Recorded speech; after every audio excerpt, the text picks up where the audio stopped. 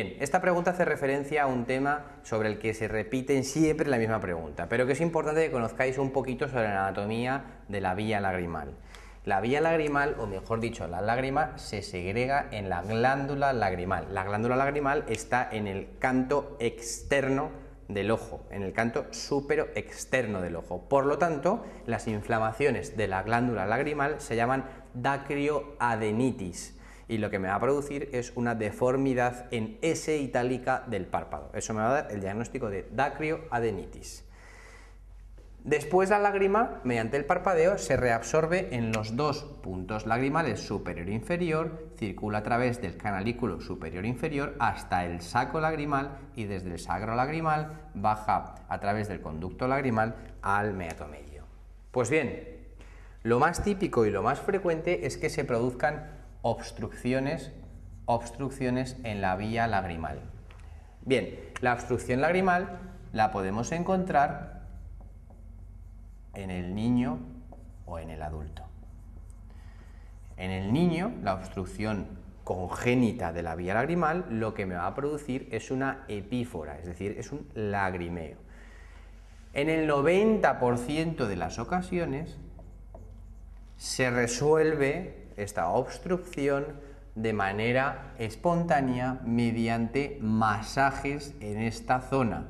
Parece ser que alguna obstrucción, fundamentalmente en la válvula de Henle, que no es necesario que conozcáis, pero bueno, que mediante obstrucciones en la zona del saco se produce en el 90% de los casos una recanalización de la vía. Y en el 10% de los casos hay que recurrir a un sondaje. Para el sondaje se utiliza un instrumento metálico alargado que se introduce a través del canalículo inferior y se sonda toda la vía, ¿de acuerdo? Hasta que se ve que va bien. Esto es el sondaje. Hay un pequeño porcentaje de casos, alrededor del 1%, en los cuales hay que recurrir a la cirugía de la obstrucción de la vía lagrimal.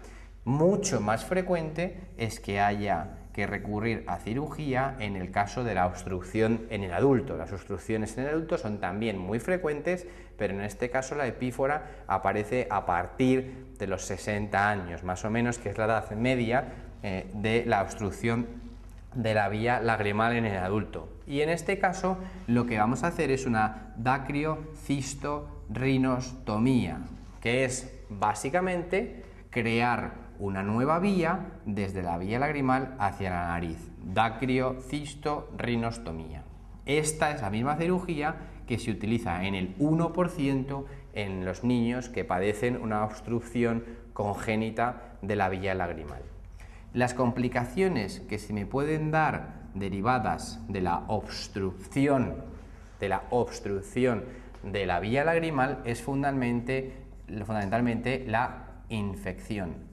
La infección se denomina dacriocistitis. Recordad, dacrioadenitis, cuando la infección o inflamación era de la glándula lagrimal, mientras que la dacriocistitis, ¿de acuerdo?, es la infección e inflamación del saco lagrimal.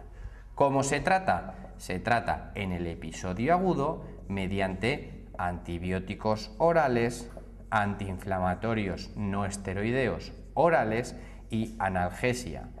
Y en algunos casos en los cuales son muy exuberantes se puede hacer un drenaje quirúrgico del absceso, de la inflamación, de la infección. Y cuando está en una etapa fría, es decir, cuando ya ha pasado el episodio agudo, se recurre a la cirugía. Y entonces se evalúa si hay una obstrucción de la vía, se hace una dacriocistorrinostomía. Si la vía es permeable, entonces lo que se hace es una dacriocistectomía. Quito el saco y una vez que se ha eliminado el foco de la infección, no puede volver a haber infecciones y solamente se hace una dacriocistectomía. Si la vía es permeable, dacriocistectomía. Si la vía está obstruida, dacriocistorrinostomía. siempre una vez que ha pasado ya la etapa aguda de acceso de infección del saco lagrimal.